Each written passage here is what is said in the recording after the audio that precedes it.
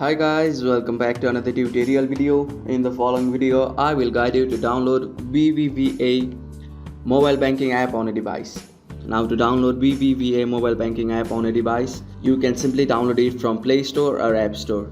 Now if you are on Android, you need to simply open Play Store, or if you are on iOS, you need to simply open App Store. So I'm on Android, I'm opening Play Store, and you need to simply search BBVA and click on the search like icon. There you'll see various options like BBVA Spain Mobile Bank, Online Banking, BBVA Mexico, and so on.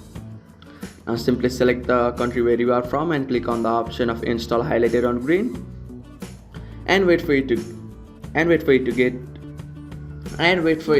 download on your device. So after some time the download will be started, and after the installation process, you'll see the option of uninstall and open. Simply click on the option of open on a device, and after that BBVA Mobile Banking will open on a device. So that's it. That's how you can install BBVA on your device. Thank you for watching the video.